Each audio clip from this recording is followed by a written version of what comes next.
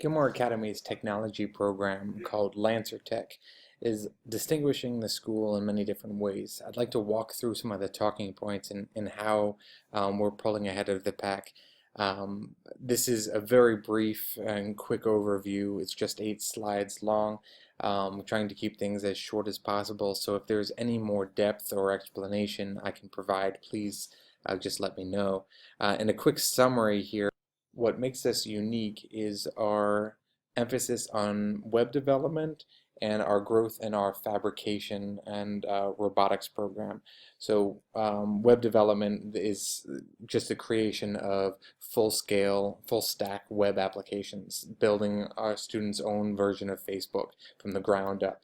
And our robotics program, which is fairly new compared to some of our competitors, is already gone to an extremely competitive scale, and we're soon approaching as a national competitor. Um, so the growth in those two specializations is particularly exciting. But there's a whole host of other computer science opportunities. We have school-wide competitions with Raspberry Pis. We've got opportunities across all of our classes, as well as a wide range of introductory and advanced computer science courses outside of those specializations. So we give a very wide range of opportunities for students to get involved, whether it's in entrepreneurship or video game design. It's really dictated by the students' interests. Our faculty and our facilities are just incredible. The recent upgrades that we've done to our infrastructure is quite noticeable, but we're also really focused on providing individualized attention to our faculty so that you'll get a more rich and engaged instruction. And so we're putting a lot of emphasis there, as I'll discuss. So in particular, web development, this is a recent addition of ours, and it's a personal passion project of mine. And this is us departing from just doing web design. We're still doing that, but over the last few years, we've been teaching students how to aesthetically build a website that looks visually appealing. And their capstone for that class in web design was to get matched up with a local business or charitable organization, and we would actually make their company a website that's now live and serving the public. And so we've done that with a long list of companies in the area. You can just scroll to the bottom of many websites around town and you'll see a little thing that says made by students at Gilmour Academy. And now we're going to a place where students are thinking of their whole and their own applications. And so we're solving problems in students' own lives. They're building their own games. They're building apps that they think will be viable businesses. And so this is something that few colleges are attempting. This is advanced stuff, and I'm very excited to have been over the many years building tools that'll allow students to jump in and construct something pretty sophisticated without having to spend too much time on all of the little nitty-gritty. So this is still something that's in development and is being launched, but the excitement and the progress we're making so far is pretty cool. So this, like I said, is full stack, which means the students are learning how to design, how to maintain and run their own servers, so that and all of the equipment in between, and so that they can keep this operational as a viable business. And just as a small detail, they're programming in the language Python, among many others that support it, but using the Flask web framework. We also have a host of other software and programming experiences students can learn. Video game design has been very popular, but now we're next year adding 3D game design, which takes that study and launches it into a much more sophisticated area using the Unity framework, which is used by major software developers. So there are a lot of headline games out there using the same set of tools that we're using to build. And it also provides a 3D environment that our students can walk around in using one of our few virtual reality headsets we have on campus. Students are also learning programming and robotics in this class. They get assigned a little Raspberry Pi robot, and they build a shoebox-sized robot that self drives itself out of a randomized maze. And I also teach a AP Computer Science class where they take a college-level deep dive into Java programming. And I'm often asked if I teach AP Computer Science principles. APCSP, I've been passing on. I've looked over the curriculum. It looks a little soft, and so we've got the faculty on staff that is able to teach this at a pretty rigorous and in-depth level. So we're sticking with that. Our Fab Lab or Fabrication Lab has been growing in huge leaps and bounds. It's particularly exciting. We've got, I mean, we had to take down our window and the window frame around it so that we could crane lift in this new laser cutter. It's just extraordinary.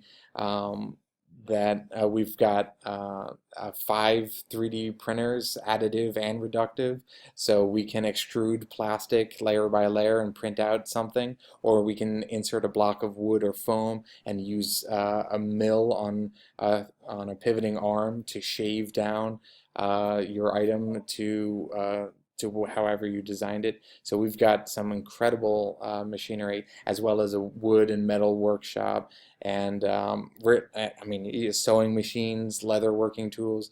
Really, if you can dream it, we can make it. And if any student can think of a machine that is not in our collection and would like to add it, we are certainly happy to do so. So the limitation here is really on having a need to add more into our lab, which is still, it's growing faster than we've been able to aesthetically keep up. So the room is just crammed with machinery, and so we are still sorting and organizing, so it looks a little bit better, at least as nice as our other laboratory workspaces.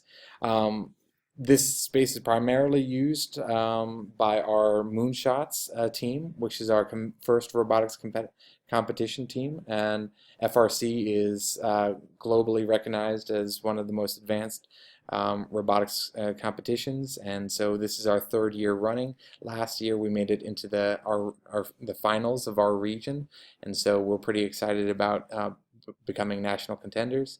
And that space is also used in 2 courses. So this would be an after-school club, and competitive robotics class also runs during the day. And for those students that can't join the team after school, or want to study more of the principles being employed during the competition, this is a more academic perspective on what the competition covers and helps build some of the fundamental skills necessary for the competition. We also have a 3D design and fabrication where students are learning about CAD, how to design things on the machine, and then either print or cut them to order. I should also mention that because our robotics program starts in the 4th grade and continues up to the 8th grade, that we're seeing high school students. So even if we have high school students joining our program that haven't been in our middle school or lower school, they get the benefit of having team members that have been experienced in robotics, so they have a broader depth of experience, and so the team is getting more advanced, even though not all of the students are beneficiaries of that early start in robotics. The team at large is. There are a huge number of businesses that have been started by our students. Everything from video memorials and memorabilia to jewelry to teacher software for teachers, accessories for cars. We've had just a wide range of businesses come to us from an equally diverse starting point. We've had students in entrepreneurship classes. We've had students in investment clubs that have had ideas. We've had students in for their senior project or for their vector capstone project wanting to start a business or an organization.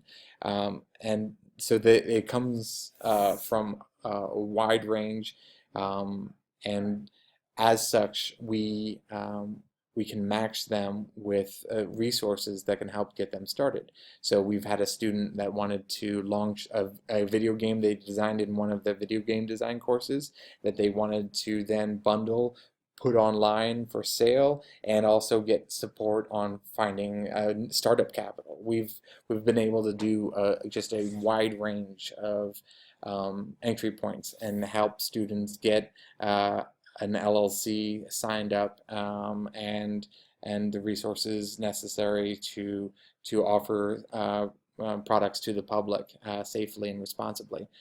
So there's just a long list of examples we can go through there.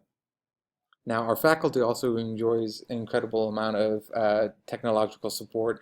It's not as flashy a talking point, but it does make a huge impact inside our classroom instruction. I mean, standardizing our suite of tools was one of the first things that I did when I joined up at Gilmour, and that's shown some pretty cool improvements, because when a teacher teaches how to make a video product in 7th grade using WeVideo, then in 10th grade, when Miss McKinnon uses the same software, we're finding students already know or have been familiar with that tool from many other different classes, that we're having to retrain less often because this suite of tools is more readily available. And that means teachers and students are more comfortable reaching to get into a rich multimedia project because they've had a familiar experience, or are confident that their students have had a greater background experience in certain tools.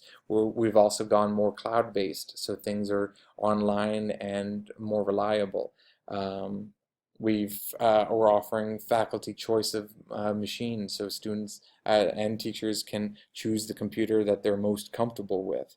And we also give special requests. So if a teacher is doing advanced work in an area and they need a suitably advanced machine, that's not a problem. So a lot of individualized support, including with our training. So we have an online scheduling system where you can just book a time with me and get one-on-one instructional technologist support.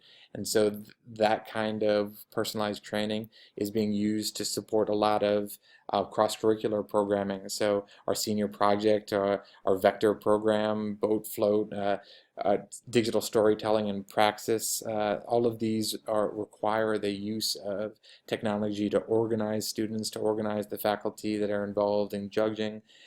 So all of this, our whole campus is becoming more tech savvy and more convenient because of the support we're offering at an individualized level. And lastly, our infrastructure has made huge leaps and bounds as well. And so a hotspot now is in every classroom. We've got fiber connecting all of the buildings and fiber out to the street. So we've got blazing fast internet connection. We've got some great lab spaces as well. Our telepresence room with high quality audio and video recording, with the sound panels or around the wall for a smoother experience. We've got the Fab Lab as I've already mentioned, our computer science lab in SCO3, and in the lower level of our middle school building, the AVP. So their audio and video recording studios there.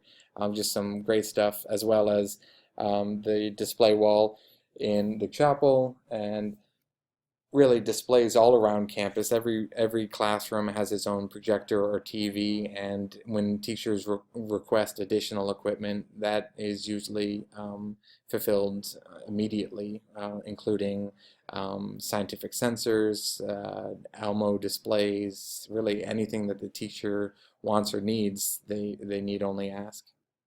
All right, that's been a quick walkthrough over our technology program's talking points. If you have any additional questions, please let me know.